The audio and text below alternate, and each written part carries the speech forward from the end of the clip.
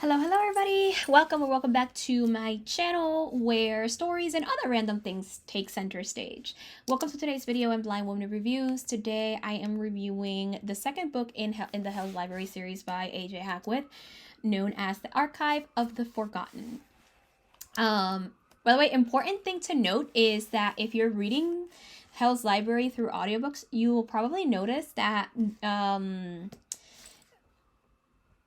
from the first and all the way to now to the second book is that there is a narrator change. And if you've ever watched my recommendations for the 5 audiobook narrators I recommend, the one that's narrating The Archive of the Forgotten and who ends up narrating The God of Lost Words is none other than Bonnie Turpin. So she's an awesome narrator. I have recommended her as a great audiobook narrator for me. I really liked her, along with a couple of others. So if you're interested in that, I'll link the playlist for Blind Woman Recommends will be there. So check it out. Anywho, let's go with what this is about. Oh, hold on, let me fix this chair. Okay, there we go. Sorry. All right, let's see. In the second installment of this richly... Hold on. In the second installment of this richly imagined fantasy adventure series, a new threat from within the library could destroy those who depend upon it the most. The Library of the Unwritten in Hell was saved from total devastation, but hundreds of potential books were destroyed. Former librarian Claire and Brevity, the muse, feel the loss of those stories and are trying to adjust to their new roles within the Arcane Wing and Library, respectively. But when the remains of those books begin to leak a strange ink, Claire realizes that the library has kept secrets from hell and from its own librarians. Claire and Brevity are immediately at odds in their approach to the ink, and the potential power that it represents has not gone unnoticed. When a representative from the Muse's core, it actually says corpse in the description, but like without the E, but in the book says core. Oh, ignore my echo, please. Anyway, dinner time. The Muse's core arrives at the library to advise Brevity, the angel Rami, and the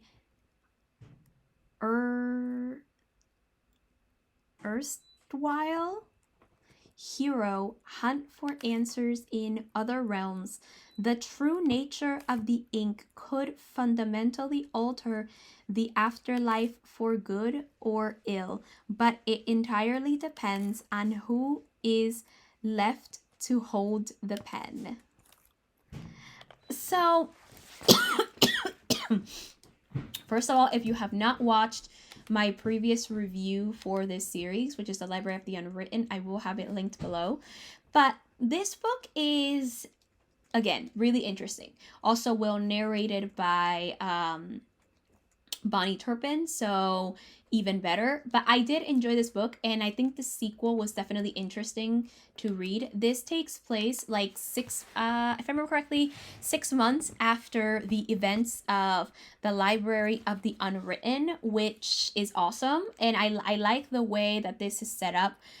In the beginning, we kind of have Brevity and Claire, mainly because Claire did this, but at some point they end up at each other's throats. But Claire is definitely more distant from Brevity in order to give her the space to get used to being the librarian, but also for Claire to get to be